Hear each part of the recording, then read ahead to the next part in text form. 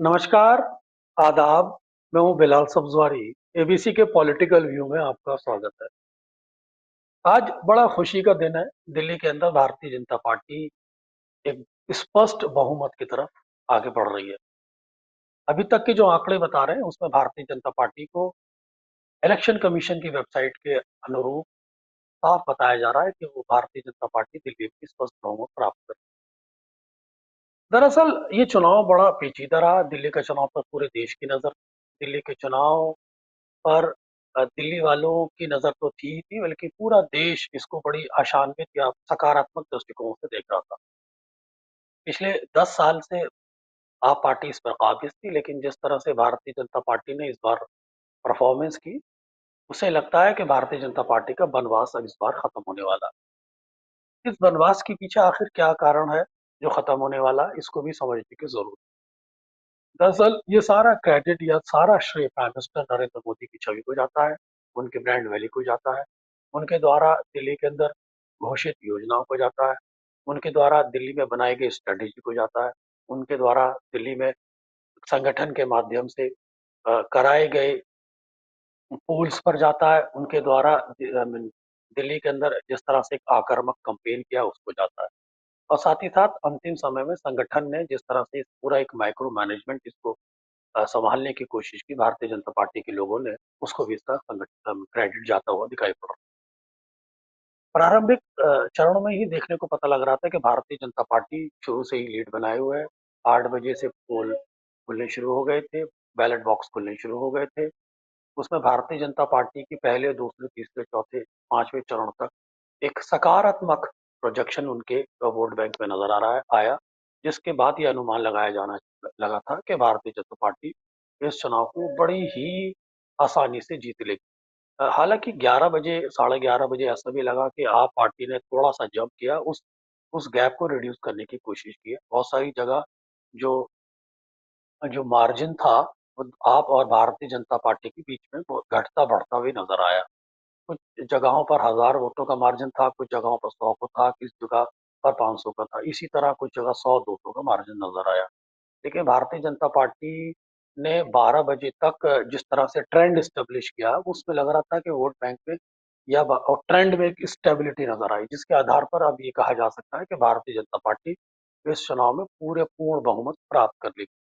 सवाल ये खड़ा होता है कि आखिर इतना बड़ा जो एक दिल्ली के अंदर चुनाव लड़ा भारतीय जनता पार्टी ने, और भारतीय जनता पार्टी ने जिस तरह से उसको एक सफलता मिलती दिखाई पड़ रही है, उसमें मुख्य कारण क्या है? आखिर भारतीय जनता पार्टी आप पार्टी को हराने के पीछे जो उसकी रणनीति है, उसके मुख्य क्या कारक थे? दरअसल इसको समझने की ज़रूरत है कि प्रारंभिक दौर में प्राइम मिनिस्टर ने इस चुनाव को सुविधा बनाम समस्याओं पे लाके खड़ा कर दिया था। वही जो आप पार्टी सुविधाएँ दे रही थी दिल्ली के अंदर, उससे संबंधित भी भारतीय जनता पार्टी ने सुविधाओं की घोषणा करके इस पूरे चुनाव को एक लेवल प्लेइंग फील्ड या कहिए कि एक संतुलन बनाने की कोशिश की। तो साथ ही साथ पिछले 5 साल से भारतीय जनता पार्टी और आप पार्टी के बीच में जो झगड़ा नज़र आ रहा था, यही 2 पार्टी नज़र आ रही थी। एस्टेब्लिशमेंट जिसे कहते हैं, जो सत्ता में होता है वो उसे एस्टेब्लिशमेंट कहते हैं, जो उसका विरोध करता है वो उसका विपक्ष कहलाता है। तो भारतीय जनता पार्टी एस्टेब्लिशमेंट के खिलाफ, यानी कि आम आदमी पार्टी की शराब नीति के खिलाफ, उनके भ्रष्टाचार के खिलाफ निरंतर इस 5 साल से लड़ाई लड़ती हुई नजर आ रही थी, और यही 2 फ्रेम दिल्ली के अंदर बने हुए थे। अंत में कांग्रेस ने कोशिश ज़रूर की कि इस चुनाव को विचारधारा के स्तर पे वो लाके खड़ा करना चाहे, लेकिन उसको इतनी सफलता नहीं मिल पाई। कांग्रेस का जो पूर्व में वोट बैंक रहा है, 4.2 से तक ही अभी तक वो पिछले 2 चुनाव में अपना वोट प्रतिशत मेंटेन कर पा रही थी।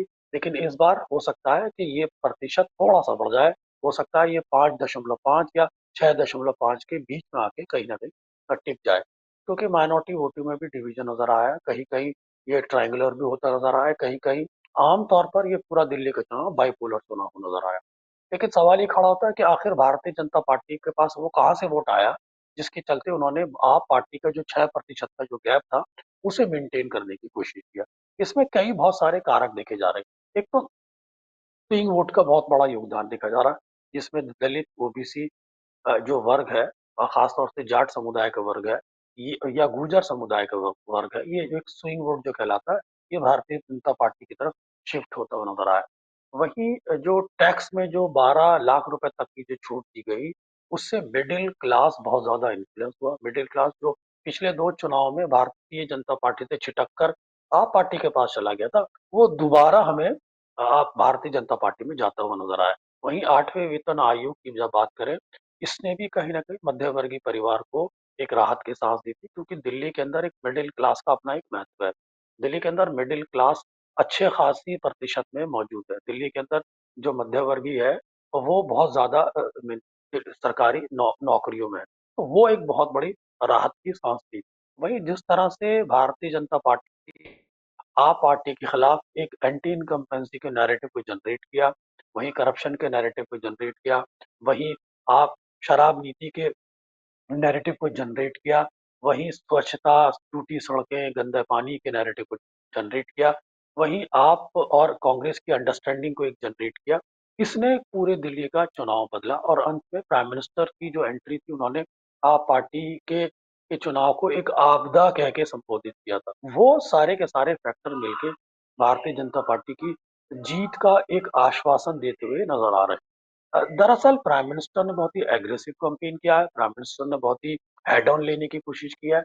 प्राइम मिनिस्टर ने केजरीवाल की छवि पे हमला किया है, जो स्वच्छता की छवि थी, जो ईमानदारी की छवि थी, उसको किसी हद तक भारतीय जनता पार्टी जनता के बीच में तोड़ने में कामयाब रही। दरअसल चुनाव के अंदर हार जीत तो होती रहती है। पिछले 2 चुनाव के अंदर केजरीवाल जीते, आप पार्टी को बुरी तरह उन्होंने ध्वस्त भी किया था। उनका वोट प्रतिशत बहुत हद तक मेंटेन्ड था और उनके पास आई मीन विधायकों की संख्या भी अच्छी खासी थी। भारतीय जनता पार्टी अपना 43% 3 प्लस माइनस के साथ मेंटेन की हुई थी पिछले 10 सालों से, लेकिन वो जीत का रूप नहीं देख पा रही थी, वो जीत का चेहरा नहीं देख पा रही थी, या उसके सर जीत का सेहरा नहीं बन पा रहा था। इस बार प्राइम मिनिस्टर की जो एक स्ट्रैटेजी थी, या प्राइम मिनिस्टर का जो हैवी कैंपेन था, प्राइम मिनिस्टर नरेंद्र मोदी जी की चिर परिचित शैली रहती है, उसके माध्यम से उन्होंने दिल्ली के चुनाव को बहुत ही एग्रेसिव मोड में लाके खड़ा कर दिया था, बहुत ही हैवी कैंपेन किया था। भारतीय जनता पार्टी के लोगों ने खास तौर से भारतीय जनता पार्टी के जो फर्स्ट लाइन के लीडर्स हैं, उन्होंने बहुत ही हैवी कैंपेन किया था। जिसके चलते सवाल ये खड़ा हो रहा था कि आखिर लोग फिर भी यही मान रहे थे कि कुछ भी हो, केजरीवाल के साथ दिल्ली का वोट बैंक इंटैक्ट है, किसी भी तरह सरकार बना ले जाएंगे केजरीवाल। लेकिन अभी तक के जो रुझान बता रहे हैं, उसमें भारतीय जनता पार्टी की सरकार हमें स्पष्ट रूप से बनती हुई दिखाई दे रही है। अंतिम समय में क्या हो जाए, इसके बारे में स्पष्ट रूप से नहीं कहा जा सकता। दरअसल हमें ये चीज और समझने की कोशिश की है कि केजरीवाल अंत में काफी घिर गए थे, काफ़ी कह सकते हैं कि उनका एक कंसंट्रेशन बिगड़ रहा था। वो निरंतर चुनाव आयोग पे भी हमले कर रहे थे। वो निरंतर दिल्ली के क्यों दिल्ली की पुलिस पर भी हमले कर रहे थे। वो निरंतर भारतीय जनता पार्टी के एट्रोसिटीज़ को भी लेकर बार-बार सवाल खड़ा कर रहे थे। मसला हमने कई बार देखा है कि अंतिम समय में जब आप इरिटेट होते हैं, या जब आप अपना टेम्परामेंट लूज़ करते हैं, वो कहीं न कहीं आपकी इनसिक्योरिटी की तरफ इशारा करता है। केजरीवाल की इनसिक्योरिटी का उस समय पता लग गया था, जब उन्होंने कहा था कि मुझे चुनाव के अंदर अरेस्ट कर सकते हैं, मेरे मेरे घर पे ये लोग पुलिस भेज सकते हैं, चुनाव आयोग धांधली कराना चाहता है, या ये कह सकते हैं केजरीवाल ने इससे संबंधित बहुत सारे सबूत भी रखे थे कि चुनाव की लिस्ट के अंदर जो घटा जोड़ है, उसके माध्यम से भारतीय जनता पार्टी चुनाव जीत जीत सकती है। तो केजरीवाल भी अपना पक्ष रख रहे थे, निरंतर जनता के बीच जा रहे थे, प्रेस कॉन्फ्रेंस कर रहे थे, उनके सांसद संजय सिंह भी इसको बहुत ही आक्रामक होके एक कैंपेन कर रहे थे। अंतिम समय में 15 करोड़ रुपए का जो लालच का था, जो कॉल्स की बात आई थी, वो भी हमें दिल्ली के चुनाव में देखने को मिली। लेकिन सब मिलाकर कुल कह सकते हैं कि आज चुनाव का दिन था, भारतीय जनता पार्टी के लिए वाक़ई खुशी की खबर है। इस तरह के रुझान बता रहे हैं कि भारतीय जनता पार्टी बहुत ही स्मूथली इसमें स्पष्ट मैंडेट हासिल कर लेगी। हालाँकि भारतीय जनता पार्टी के जो कुछ लीडर थे, ख़ासतौर से रमेश बिधूड़ी या कहिए प्रवेश वर्मा, उनकी तरफ से जो आपत्तिजनक टिप्पणियाँ की गई थी, वो भी भारतीय जनता पार्टी के लिए एक सिरदर्द का काम कर रही थी। लेकिन अंतिम समय में प्राइम मिनिस्टर की जो हैवी कैंपेन हुआ, उत्तर प्रदेश के मुख्यमंत्री योगी आदित्यनाथ ने यहाँ पर आके कैंपेन किया। जिस तरह से भारतीय जनता पार्टी ने झुग्गी-झोपड़ियों में जाकर अपनी रातें गुज़ारी, जहाँ पर उनको अपने कॉन्फिडेंस मिल गया, मध्यवर्गीय परिवार को अपने कॉन्फिडेंस मिल गया, अपर मिडल क्लास को अपने कॉन्फिडेंस मिल गया, और साथ ही साथ गुर्जर जाट और जैसे समुदाय जिनकी अच्छी खासी संख्या है और साथ-साथ पूर्वांचल के लोगों को अपने कॉन्फिडेंस में लेकर उन्होंने अपने वोट बैंक के को आप पार्टी के वोट बैंक के पैरेलल लाके खड़ा किया। अंतिम अंतिम सप्ताह के अंदर प्राइम मिनिस्टर ने उसको एक फिनिशिंग टच देते हुए उसमें एक तरह से बढ़ोतरी पैदा की। लोग ये मान रहे थे कि अगर कांग्रेस भी अच्छा लड़ती तो हो सकता है वो अपना वोट बैंक स्ट्रॉन्ग कर लेती, लेकिन अभी तक ऐसे कोई सिग्नल नहीं मिले। हालाँकि कांग्रेस ने भी अपनी अच्छी लीडरशिप को इस बार उतारा था। कांग्रेस के लीडर कैंडिडेट बहुत अच्छे थे। कांग्रेस काफ़ी कोशिश कर रही थी इस चुनाव को अपने अपनी आइडियोलॉजी के माध्यम से ग्रिप करने की। उसे काफ़ी दलितों से उम्मीद थी, उसे माइनॉरिटी से काफ़ी उम्मीद थी, उसे ओबीसी समुदाय से भी काफ़ी थी। लेकिन हमें यहाँ से ये भी सोचने की ज़रूरत है कि माइनॉरिटीज़ को हमेशा से धार्मिक स्तर पे नहीं देखा जाना चाहिए। माइनॉरिटी दिल्ली की एक सिटीज़न भी है, माइनॉरिटी एक सिटीज़न के रूप में भी वोट करती है। तो उसने सुविधाओं पे भी वोट किया है। कुछ हद तक माइनॉरिटीज़ का vote bank Bharatiya Janata party को भी कुछ पॉकेट्स में मिलता हुआ संकेत ऐसे प्राप्त हुए कि कुछ माइनॉरिटीज़ के लोगों ने भारतीय जनता पार्टी को भी वोट किया। इस तरह के संकेत, इस तरह के सिग्नल्स हमें देखने को मिले। टेलीविज़न चैनल जिस तरह से रिपोर्ट कर रहे थे, उनके माध्यम से ये स्पष्ट था कि कुछ पॉकेट्स में जो लिबरल माइनॉरिटी है जो एक तरह से भारतीय जनता पार्टी या प्राइम मिनिस्टर के चेहरे पर वोट करती है, उन्होंने भी भारतीय जनता पार्टी को इसमें कहीं न कहीं एक पॉज़िटिव सिग्नल दिया है। कुल मिलाकर कह सकते हैं कि भारतीय जनता पार्टी अपने एक स्पष्ट बहुमत की तरफ बढ़ रही है। देखना ये है कि केजरीवाल कभी आगे हो जाते हैं नई दिल्ली सीट से, कभी पीछे हो जाते हैं। परवेश वर्मा कभी आगे हो जाते हैं, कभी केजरीवाल पीछे हो जाते हैं। वहीं संदीप दीक्षित भी वहाँ एक थर्ड फैक्टर की तरह हम काम कर रहे हैं। संदीप दीक्षित को तो हम स्पष्ट रूप से ये नहीं कह सकते कि बहुत ज़्यादा वो वोट प्राप्त करेंगे, लेकिन मुख्य रूप से जो लड़ाई थी, वो केजरीवाल और परवेश वर्मा के बीच में नज़र आ रही थी। हालाँकि सिसोदिया जो उनके एक कैप्टन माने जाते हैं, उनके एक सेनापति माने जाते हैं, उनके बारे में अभी तक ये खबर आ रही थी कि वो पीछे चल रहे थे और उनके बारे में संदेह संदेह जताया जा रहा था कि हो सकता है वो चुनाव हार भी जाएँ। लेकिन स्पष्ट रूप से अभी कुछ नहीं कहा जा सकता क्योंकि 2 बजे तक स्पष्ट रूप से हमें परिणाम प्राप्त हो पाएँगे। हम 2 बजे के बाद स्पष्ट रूप से कह सकते हैं कि दिल्ली के अंदर किसको चेहरा बनने जा रहा है। लेकिन अभी तक जो चुनाव परिणाम की वेबसाइट के माध्यम से हमें सिग्नल प्राप्त हुए या संकेत प्राप्त हुए या इन्फॉर्मेशन प्राप्त हुई, उसके आधार पर हमें ऐसा ही लगता है कि भारतीय जनता पार्टी की दिल्ली में सरकार बनती नज़र आ रही है, सीधा-सीधा श्रेय जिसका सीधा-सीधा श्रेय प्राइम मिनिस्टर नरेंद्र मोदी को शैली जो जिस तरह से वो कैंपेन करते हैं, उनके भाषणों के अंदर जो ऊर्जा होती है, जो उनकी कम्युनिकेशन पावर होती है, जिस तरह से वो लोगों को कनेक्ट करते हैं, ये बहुत बड़ा उनका योगदान होगा।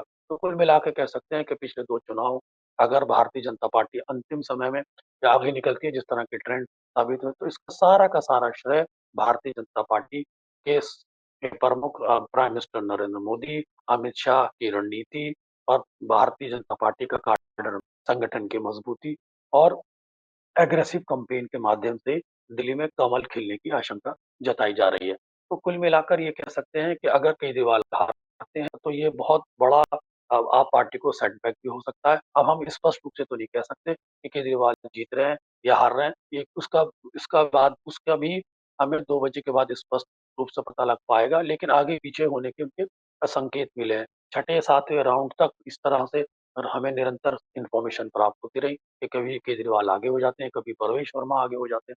तो इस तरह की अटखेलियाँ, उतार-चढ़ाव, साँप-सीढ़ी का खेल चलता रहा उन दोनों के बीच के अंदर। अंत में क्या होगा हम कह नहीं सकते। लेकिन अब हमें मान के अगर चलिए कि केजरीवाल अब हारते हैं, तो उसके बाद सवाल खड़ा होता है कि आप पार्टी का दिल्ली में क्या भविष्य होगा? क्या आप पार्टी अपनी राजनीति को सस्टेन कर पाएगी? क्या इसका प्रभाव पंजाब तक जाएगा? क्या आप पार्टी को करप्शन के मामलों में और गंभीरतापूर्वक और सोचने की ज़रूरत है। क्या आपको लगता है कि इलेक्शन कमीशन के माध्यम से आपके पास जो शिकायतें की हैं, इलेक्शन कमीशन भी बहुत ज़्यादा संगीन होके काम करेगा? जिस तरह से दिल्ली पुलिस उनको A A A I mean anti corruption bureau के माध्यम से घेरने की कोशिश की थी, वो भी एक बड़ा सवाल है। साथ ही साथ कैग की रिपोर्ट है, उसके माध्यम से भी केजरीवाल को समस्याएँ खड़ी हो सकती हैं। आई मीन आरोप तो यहाँ तक लगाए जा रहे हैं, चर्चा तो यहाँ तक ये लगाई जा रही है कि ऑपरेशन लोटस भी हो सकता है अगर वो हारे या उनको अगर वो परास्त हुए। अभी इसके बारे में सिर्फ़ अटकलें हैं, जिस तरह से चर्चाएँ चल रही हैं, मैंने आपके सामने रखने की कोशिश की है। लेकिन मसला ये है कि अगर केजरीवाल अंतिम समय में जीत जाते हैं और वो एक मुख्य विपक्षी दल के रूप में होंगे, तो क्या वो दिल्ली के अंदर एक मुख्य विपक्षी दल की भूमिका निभाएँगे? टकराव तो भारतीय जनता पार्टी आप में फिर भी बना रहेगा। अब देखना है कि केजरीवाल अपनी टीम को अपने साथ कैसे बना के रखते हैं। क्योंकि केजरीवाल, उनकी मुख्य टीम, उनके बड़े-बड़े नेता, उनके कैबिनेट मिनिस्टर सब जेल जा चुके हैं। अब दिल्ली के चुनाव के परिणाम के बाद किस तरह से आपका भविष्य होगा, इस पर लोगों की नज़रें हैं, इस पर लोगों की अटकलें हैं। कल कुल मिलाकर ये कह सकते हैं कि भारतीय जनता पार्टी के कार्यकर्ताओं में बहुत उत्साह है। पूरा श्रेय प्राइम मिनिस्टर को देना बिल्कुल गलत नहीं होगा, क्योंकि उनकी छवि के माध्यम से ही तेज तर्रार नेता केजरीवाल हार सकते हैं। अदरवाइज आप पार्टी का दबदबा दिल्ली में बहुत बहुत गहराई तक है, उनकी बहुत गहरी जड़ें हैं। क्योंकि दिल्ली का जो झोपड़ी-झोपड़ी गरीब मज़दूर तबका है, वो आम तौर पर केजरीवाल का ही समर्थक माना जाता है। लेकिन अंतिम समय में जिस तरह से भारतीय जनता पार्टी ने उस वोट बैंक को अपने साथ लाके खड़ा करने की कोशिश की, मध्य वर्ग को तोड़ने की कोशिश की, एक परसेप्शन बनाने की कोशिश की, सुविधा बनाम समस्या का चुनाव बनाने की कोशिश की। करप्शन के मुद्दे पर केजरीवाल को जिस तरह से खेलने की कोशिश करी, वहीं कांग्रेस के थर्ड एंगल ने भी केजरीवाल पर एक दबाव बना के रखा, जिसके चलते कांग्रेस और आप पार्टी के रिश्तों में खटास भी नज़र आती रही। कि राहुल गांधी को लेकर आमतौर पर किसी तरह के भी करप्शन के आरोप नहीं लगाए जाते, लेकिन केजरीवाल के पोस्टर में राहुल गांधी को एक भ्रष्टाचारी नेता बताया गया। केजरीवाल ने राहुल गांधी पर यहाँ तक कह दिया कि वो अपना भविष्य राहुल गांधी के साथ नहीं देखते। अंत में ये कह सकते हैं कि इंडिया गठबंधन के चुनाव के बाद किस तरह के स्वर देखने को मिलेंगे, इंडिया गठबंधन के घटक दल किस तरह से इस चुनाव को लेते हैं, क्या वो कांग्रेस पे आक्रामक होंगे या कांग्रेस को घेरने की कोशिश करेंगे, या फिर इसके अंदर कोई कांग्रेस पार्टी संतुलन बिठाने की कोशिश करेगी, अपना इंटरनल मैनेजमेंट करने की कोशिश करेगी, या दोबारा घटक दलों को कॉन्फिडेंस में लेने की कोशिश करेगी। क्योंकि राहुल गांधी ने चुनाव से एक दिन पहले महाराष्ट्र इलेक्शन कमीशन पे एक हैवी कैंपेन भी किया था, जिसको दिल्ली चुनाव से रिलेट भी किया जा रहा था। लेकिन जिस तरह से अंतिम समय में प्राइम मिनिस्टर नरेंद्र मोदी ने गंगा में डुबकी लगाई, जिस तरह से उन्होंने एक धार्मिक मैसेज देने की कोशिश की, वहीं राहुल गांधी ने बिहार से एक दिल्ली के चुनाव को साधने की कोशिश की। ये चीजें भी बड़ी मार्मिक थी। दिल्ली के चुनाव बहुत सारे उतार-चढ़ाव के साथ होता रहा।